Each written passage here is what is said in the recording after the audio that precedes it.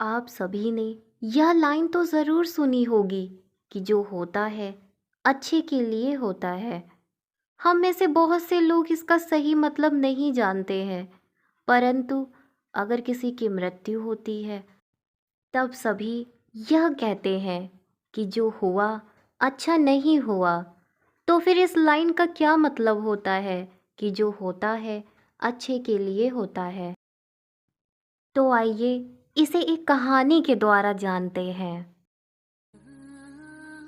एक बार की बात है, यमराज अपने यमदूत को धरती पर एक औरत को लेने के लिए भेजते हैं। जब वह धरती पर उस औरत के पास पहुंचते हैं तो वो देखते हैं कि उस मृत शरीर के पास दो बच्चियां होती हैं।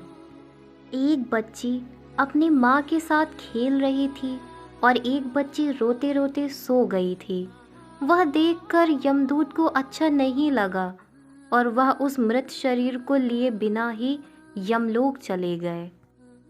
वहां जाकर वह यमराज को बोले कि हे प्रभु, क्या हम उस मृत शरीर में थोड़े समय के लिए जान नहीं डाल सकते, क्योंकि उसकी बेटियां बहुत ही छोटी छोटी सी हैं। पिता न होने के कारण वह अनाथ हो जाएंगी। यमराज जी बोले कि तुमने उस मृत्यु शरीर को ना लाकर अच्छा नहीं किया। यह करके तुम परमात्मा के काम में विघ्न डाल रहे हो। इसके लिए तुम्हें सजा दी जाएगी।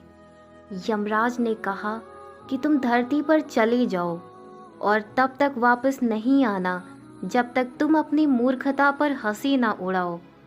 यमदूत धरती पर चले जाते हैं।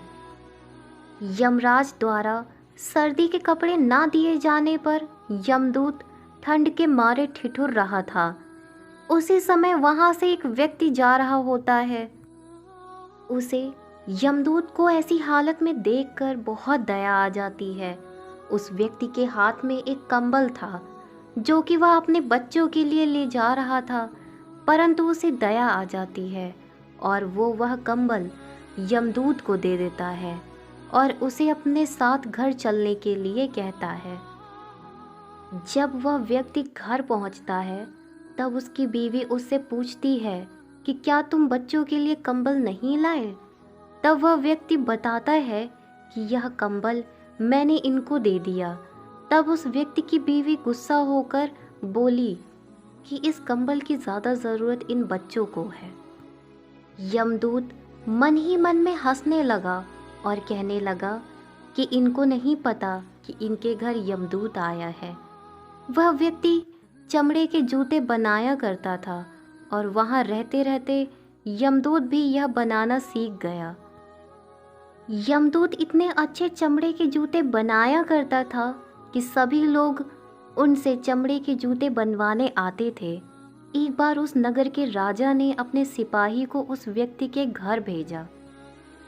वह सिपाही उस व्यक्ति के घर एक चमड़ा लेकर जाता है और कहता है कि यह चमड़ा लो और यह चमड़ा आपको कहीं नहीं मिलेगा और तुम इस चमड़े से राजा के लिए सुंदर से जूते बना दो।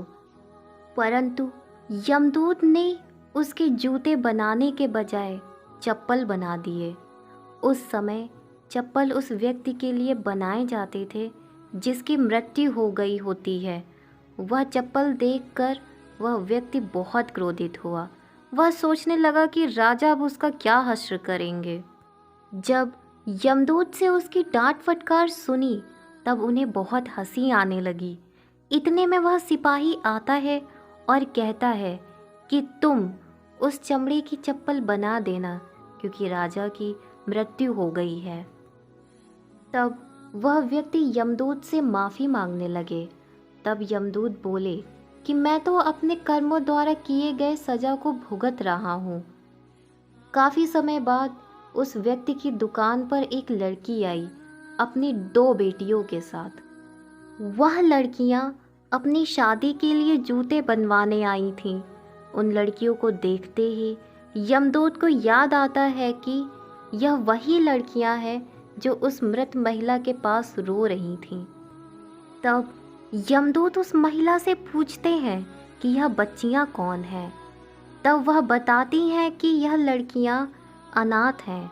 इनके पैदा होते ही 2 साल बाद इनकी माँ इनको छोड़कर चली गई थी।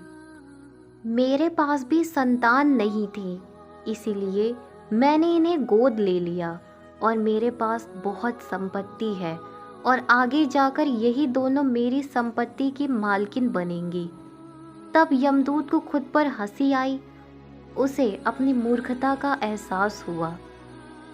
तब वह 3 बार हंसा। फिर वह व्यक्ति यमदूत से कहता है कि अब आप 3 बार हंस चुके हो, अब आप मुझे अपनी हंसी का कारण बताएं।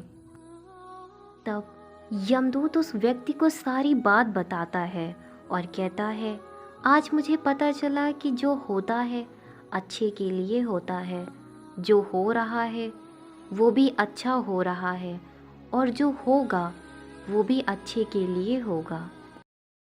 परंतु अगर कोई किसी महिला के साथ गलत कर रहा है, उसके साथ अन्याय कर रहा है, तो वह अच्छा नहीं है।